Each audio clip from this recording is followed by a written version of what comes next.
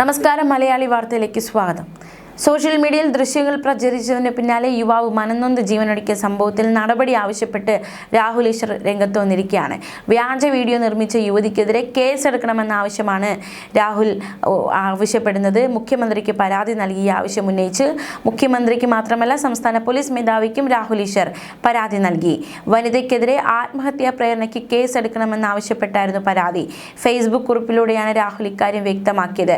ദീപകിന്റെ കുടുംബത്തിന് പൂർണ്ണമായ നിയമസഹായവും സാമ്പത്തിക സഹായവും ലഭ്യമാക്കണമെന്ന് രാഹുൽ ഈശ്വർ പരാതിയിലൂടെ വ്യക്തമാക്കിയിട്ടുണ്ട്. യുവാവിന്റെ മരണത്തിൽ കോഴിക്കോട് മെഡിക്കൽ കോളേജ് പോലീസ് അസ്വാഭാവിക മരണത്തിന് കേസെടുത്തു. അന്വേഷണം പുരോഗമിക്കുകയാണ്. ഞായറാഴ്ച രാവിലെയാണ് കോഴിക്കോട് ഗോവിന്ദപുരം സ്വദേശി ദീപകിനെ സ്വന്തം വീട്ടിലെ മുറിയിൽ മരിച്ച നിലയിൽ കണ്ടെത്തിയത്.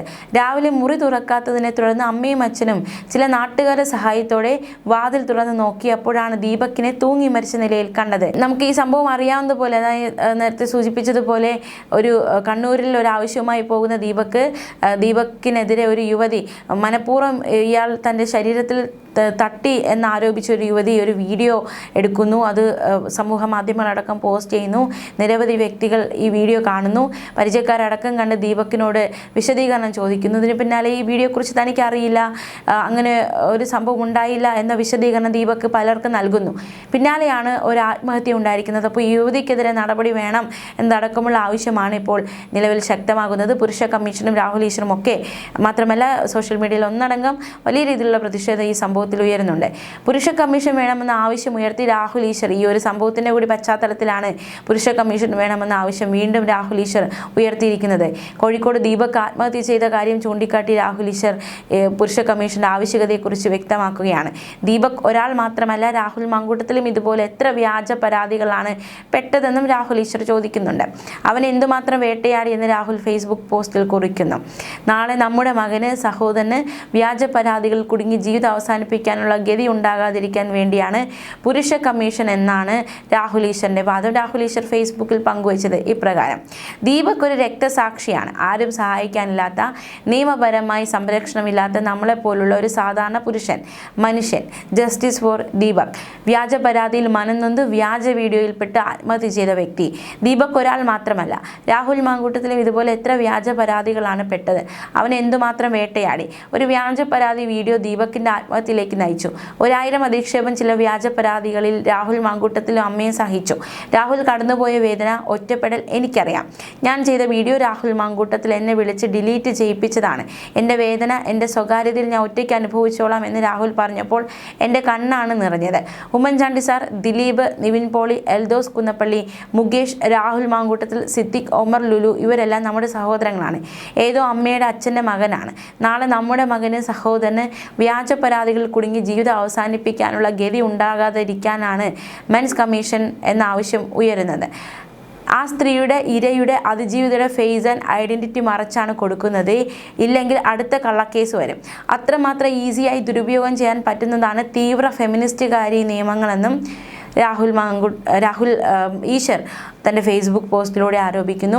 എനിക്കിനി 16 ദിവസം കൂടി ജയിലിൽ കിടക്കാൻ വയ്യ എന്നും രാഹുൽ ഈശ്വർ പറയുന്നുണ്ട്. കാരണം ഈ ഭരണകൂടം അത്രയും ദിവസം എന്നെ നിശബ്ദനാക്കിയാൽ അത്രയും സൗകര്യമെന്ന് വിചാരിക്കും. എൻ്റെ കുടുംബവും ആ കള്ളക്കേസിൽ അത്രമാത്രം അനുഭവിച്ചു. അതോടൊപ്പം നമ്മളെപ്പോലുള്ള കുറച്ചു പേരെ പുരുഷന്മാർക്ക് വേണ്ടി സംസാരിക്കാനുള്ളൂ. ശക്തമായി പോരാടണം. ഒരു മാധ്യമവും ഈ വിഷയം ചർച്ച ചെയ്യില്ല. തെരുവ് നായ്ക്കളുടെ വിഷയത്തിൽ പോലും പ്രതികരിക്കുന്ന ഒരു സാംസ്കാരിക നായകനും ഈ ആത്മഹത്യ കണ്ട ഭാവം നടിക്കില്ല എന്നും രാഹുൽ മാങ്കൂട്ടത്തിൽ ആരോപിച്ചു. കോഴിക്കോട് ഗോവിന്ദപുരം സ്വദേശി ദീപക്കാണ് സോഷ്യൽ മീഡിയയിൽ വൈറലായ വീഡിയോയ്ക്ക് പിന്നാലെ ആത്മഹത്യ ചെയ്തത്. ഇന്നലെ രാവിലെയാണ് യുവാവിനെ വീട്ടിലെ മുറിക്കുള്ളിൽ തൂങ്ങി മരിച്ച നിലയിൽ കണ്ടെത്തിയത്. ദീപകിന്റെ മരണത്തിൽ ഗുരുതര ആരോപണങ്ങളാണ് കുടുംബവും സുഹൃത്തുക്കളും ഉന്നയിക്കുന്നത്. സംഭവത്തിൽ കോഴിക്കോട് മെഡിക്കൽ കോളേജ് പോലീസ് അസ്വാഭാവിക മരണത്തിന് കേസ് രജിസ്റ്റർ ചെയ്തിട്ടുണ്ട്. ഗോവിന്ദപുരത്തെ സെയിൽസ് മാനേജറായ യുവാവ് ജോലി സംബന്ധമായ കാര്യങ്ങൾക്കായി കഴിഞ്ഞ വെള്ളിയാഴ്ച കണ്ണൂരിൽ പോയിരുന്നു.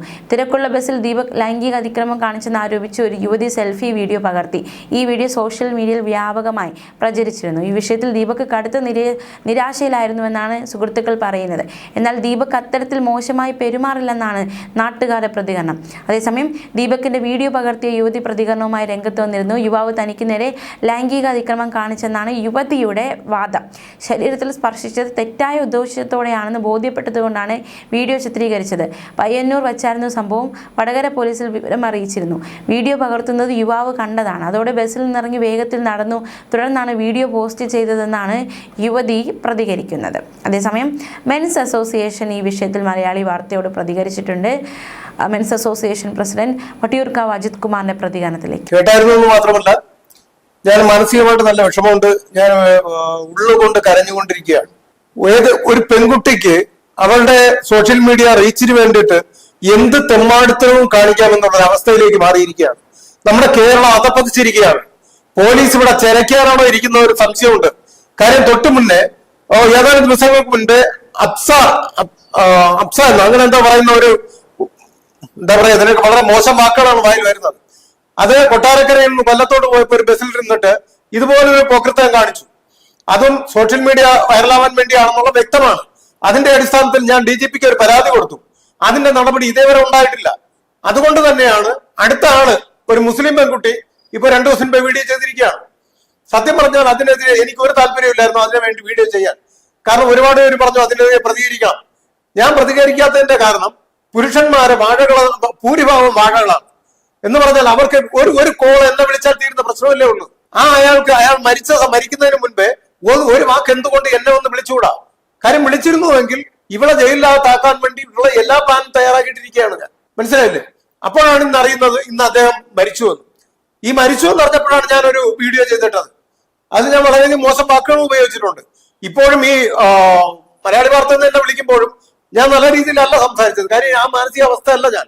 മറ്റുള്ള പുരുഷന്മാരെ എന്താ പറയാ, മറ്റുള്ളവർ പുരുഷന്മാർക്ക് വേണ്ടി സംസാരിക്കുന്നു എന്ന് പറഞ്ഞാൽ അവരുടെ ഭൂരിഭാഗം അവരുടെ റീച്ചിന് വേണ്ടിയിട്ട് മറ്റുള്ളവരിന് വേണ്ടിയിട്ടായിരിക്കാം. പക്ഷെ ഞാൻ അങ്ങനെ അല്ല. എനിക്ക് പുരുഷന്മാർക്ക് എന്തെങ്കിലും ഒരു വേദന സംഭവിച്ചാൽ, ഇതുപോലുള്ള പ്രശ്നങ്ങൾ അവർ ആത്മഹത്യ ചെയ്താൽ, ഞാൻ എന്റെ വീട്ടിലുള്ള അല്ലെങ്കിൽ എന്റെ മകന്, എന്റെ മറ്റു ഫാമിലിയിൽ വേണ്ടപ്പെട്ടവർക്ക് അല്ലെങ്കിൽ എനിക്ക് സംഭവിച്ചതുപോലെയാണ് ഞാൻ കാണുന്നത്. അത്രത്തോളം വേദനിച്ചാണ് ഞാൻ ഇരിക്കുന്നത്. ഞാനിപ്പോ കോഴിക്കോടോട്ട് പോവുകയാണ് അദ്ദേഹത്തിന്റെ വീട്ടിലേക്ക്. നമ്മളൊന്ന് മനസ്സിലാക്കണം, ആ പെൺകുട്ടി എന്ത് തെമ്മാടിത്തരമാണ് കാണിച്ചിരിക്കുന്നത്. അതിലെന്തെങ്കിലും സത്യമുണ്ടോ? അയാളുടെ മുഖം കാണുന്ന രീതിയിൽ ആദ്യം വീഡിയോ എടുത്തു. വീഡിയോ എടുക്കുമ്പോൾ നമുക്കറിയാം ഇയാളുടെ അടുത്തല്ല നിൽക്കുന്നത് ഈ പെൺകുട്ടി. പിന്നീട് അവളുടെ എന്താ പറയാ, അവളുടെ നെഞ്ചിന്റെ ഭാഗം അവള് കൈ കൊണ്ട് ഉരസുകയാണ്. ഇതൊക്കെ പച്ചയ്ക്ക് പറയേണ്ട കാര്യങ്ങളാണ്. അവൾ അങ്ങോട്ട് ഉരസി അയാളെ തിരിച്ചയാൾ തട്ടിയിട്ടാണെങ്കിൽ പോവുകയാണ്. ആദ്യം മനസ്സിലാക്കണം.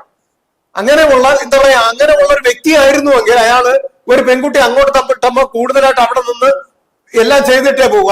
അതാണ് സത്യം. പിന്നെ പുരുഷന്മാർ എന്ന് പറഞ്ഞാൽ അങ്ങോട്ട് തട്ടി ഉരസിക്കൊണ്ട് നിന്നാ തിരിച്ച് പ്രതികരിക്കാത്ത അവനെ ഇല്ലേ സാധനം? പുണ്ണാക്കൊന്നുമല്ല. ആണുങ്ങളെന്ന് പറഞ്ഞാൽ ഒരു പെണ്ണ് തട്ടി അവനതാ വികാരം ഉണ്ടാവണം. ഉണ്ടായില്ല പിന്നെ അവനെന്താണ് അങ്ങോട്ട് ചെന്ന് മുട്ടി ഉരസി അവന്റെ പിന്നീട് അവൻ മറ്റോ ഉണ്ടാക്കിയെന്ന് പറഞ്ഞിട്ട് വീഡിയോ ചെയ്യുകയല്ല ചെയ്യേണ്ടത്. എന്നിട്ട് പറയുന്നത് അവളെന്തോ പ്രതികരിച്ചു. അവളൊരു പുണ്ണാക്ക് പ്രതികരിച്ചില്ല. അയാൾ തട്ടിയിട്ട് എന്തോ ഒരു വൈരാഗ്യമാണ് അയാൾ തട്ടിയിട്ട് പോയത്. അയാൾ ഇങ്ങനെ ഒന്ന് നോക്കി സൈഡ് നോക്കിയിട്ട് നിനക്ക് ഇത്ര കഴപ്പാണോടി എന്ന് നോക്കിയിട്ടായിരിക്കും അയാള് ഒരു തട്ടും തട്ടിയിട്ട് ഇറങ്ങി പോവുകയാണ് ചെയ്തത്. ആ ഇറങ്ങിപ്പോയപ്പോ അവളുടെ മുഖഭാവം എന്തായിരുന്നു? അവളുടെ മുഖം കറുത്തു. അവൾ വിചാരിച്ച വേറെ എന്തൊക്കെയോ കൂടുതൽ കിട്ടുമെന്നാണ്.